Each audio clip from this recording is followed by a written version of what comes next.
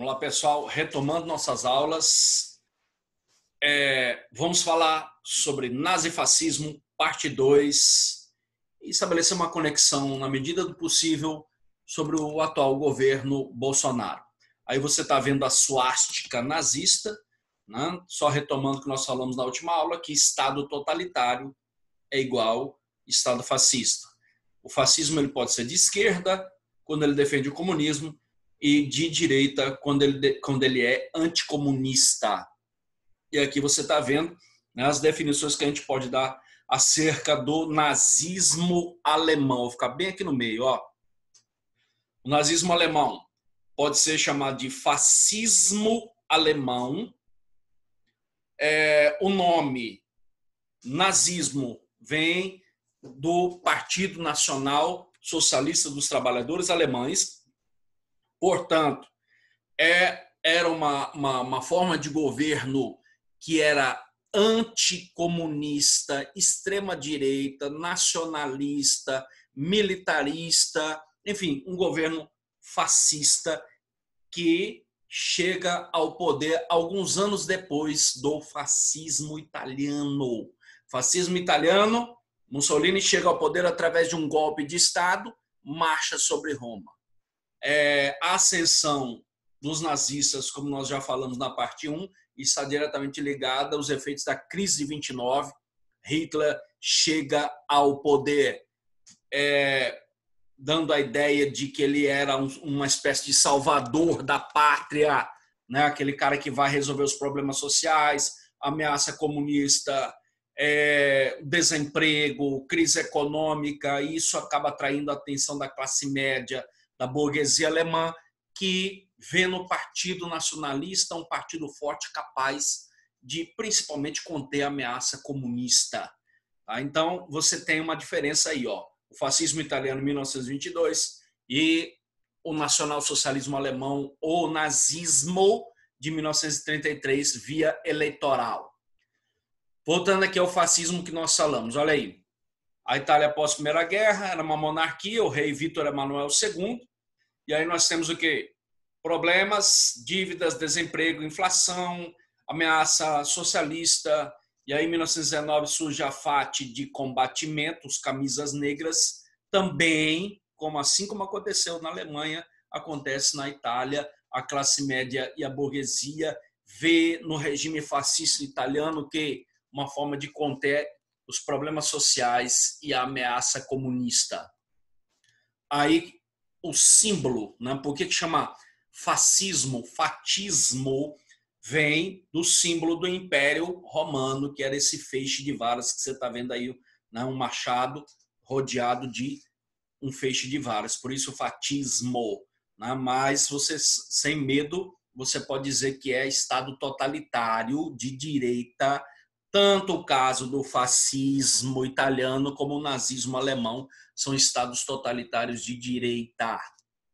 Olha lá, marcha sobre Roma, no momento em que Mussolini chega ao poder, estabelece um acordo em 1929 com a Igreja Católica. Lembra que a questão romana ela surge durante o processo de unificação da Itália, né, 1970, que o Papa perde, né, suas terras, e aí ele estabelece um acordo com a Igreja Católica através do Tratado Latrão e entrega as terras que hoje você conhece como Vaticano, né, em 1929. E aí você vê perseguição aos opositores, fechamento dos partidos, controle do ensino e comunicações, ênfase no patriotismo, treinamento físico, criação de obras públicas, incentivo à agricultura e, como não deixava de ser, um partido fascista defendia o expansionismo. Só que ele vai, né, se expandir e vai dominar um país extremamente pobre, que é a Etiópia, a única área que foi dominada por Mussolini. Na Segunda Guerra Mundial, a Itália foi considerada um peso morto. Né? Por quê? Porque não tinha condições nem econômicas nem militares para ajudar os alemães na Segunda Guerra Mundial. Vamos lá. Aí o fatismo.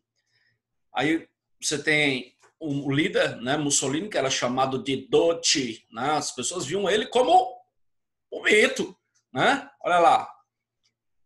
Algumas frases de Mussolini para você entender algumas frases de Bolsonaro, né? Quando Bolsonaro começa a soltar, abre a boca, começa a soltar aquelas frases, parece que ele se inspirou em Mussolini, né? Somente um país inferior, ordinário e insignificante pode ser democrático.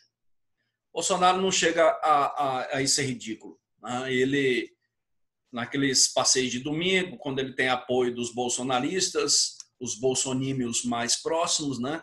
Aí começa a querer atacar STF, defender a ditadura, os filhos, né? Um dos filhos, não lembro se foi o Eduardo Bolsonaro, defende o AI-5, quer dizer, os caras são meio sem noção, né? Parece que a mente deles ainda está presa à fase da Guerra Fria, né?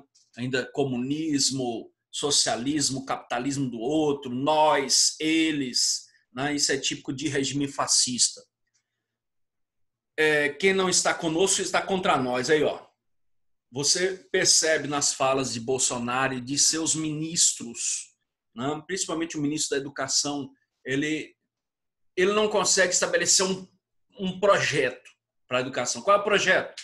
Combater o analfabetismo, investir nas séries iniciais, você não consegue identificar isso, né? Quando ele começa 10 minutos depois, 5 minutos depois que ele começa a falar, já começa a criticar a oposição, criticar a esquerda, criticar o que ele chama de educação esquerdista, mas ele não consegue ter um projeto, né? Então, tudo no Estado, nada contra o Estado e nada fora do Estado. Isso é fascismo. Não se pode colocar todos no mesmo nível. A igualdade é antinatural e anti-histórica. Só não podemos esquecer que há uma diferença básica entre nazismo e fascismo, tá? Em nenhum momento os fascistas italianos eles se demonstraram racistas, né? Já na Alemanha nazista, o Estado era racista, né? Antissemita contra judeu, contra cigano, contra poloneses, ucranianos, né? Eslavos, de um modo geral, russos, homossexuais, latinos. O cabo era doido, o cabo queria, né, exterminar aquilo que ele chamava de as raças impuras do planeta, Hitler. Já Mussolini não mencionou essa questão racial. Aí o que aconteceu, o destino dele no final da Segunda Guerra Mundial, essa imagem, inclusive, você encontra na internet.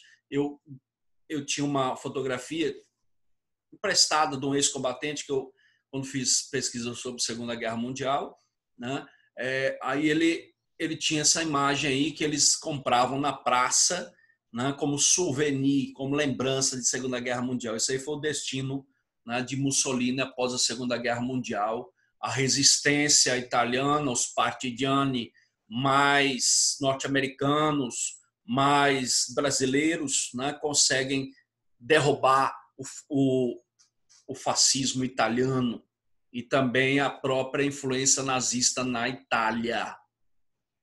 Aí você vê, né, na próxima vez que você vê o presidente começar a discursar, você percebe que ele tem uma raiz, né, tem uma vontade de governar sozinho, o tempo todo esculhambando o Congresso, STF esquece que vivemos num regime democrático, que a oposição ela é necessária, né, que o contraditório também é necessário.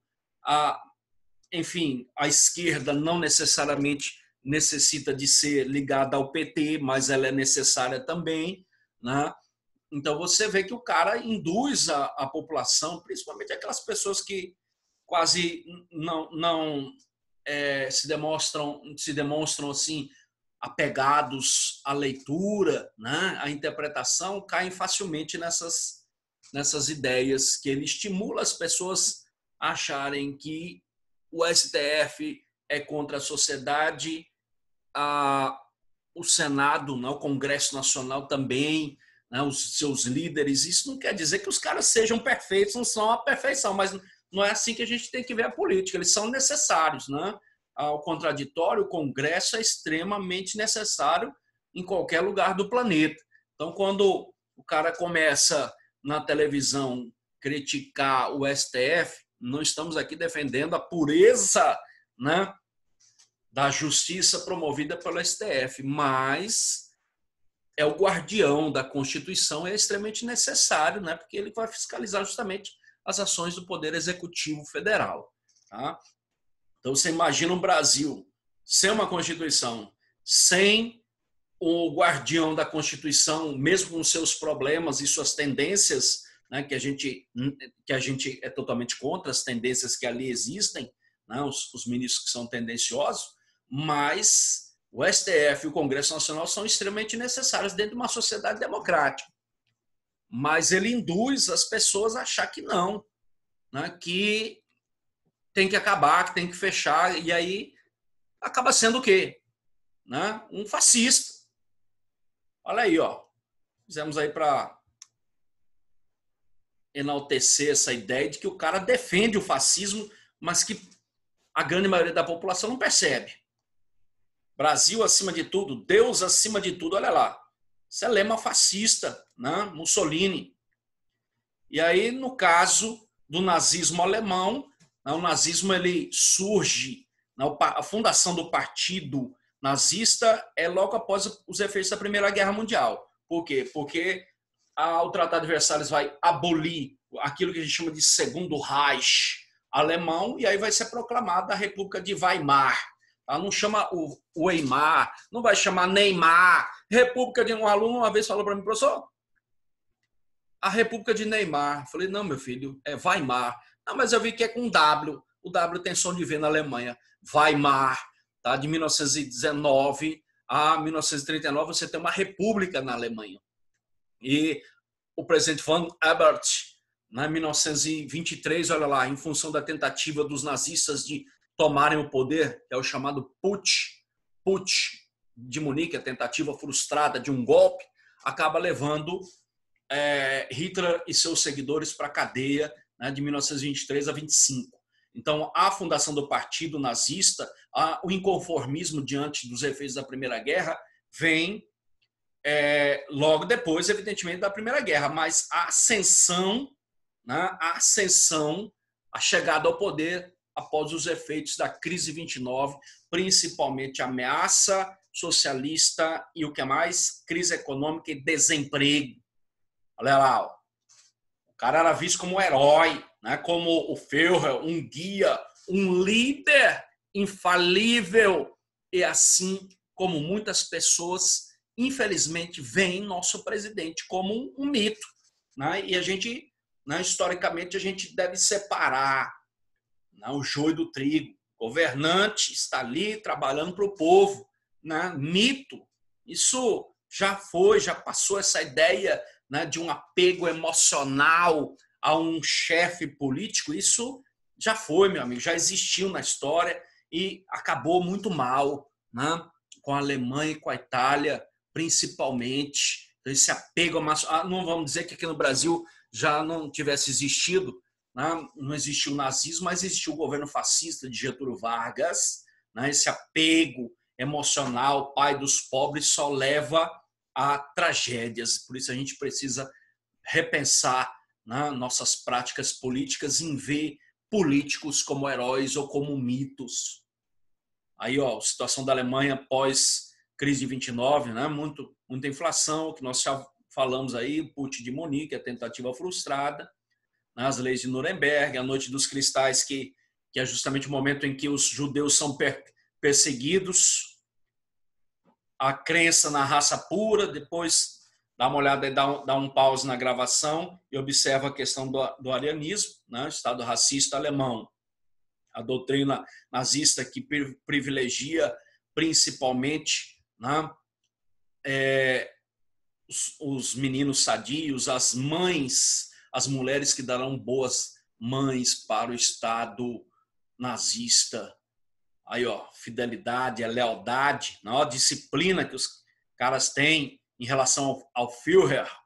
E é importante também a gente não esquecer, né, que esse racismo alemão não é só contra judeu, né? É contra judeu, é contra poloneses, ciganos, homossexuais e latinos. Então, por hoje, nós paramos por aqui na nossa humilde aula sobre nazifascismo e Bolsonaro.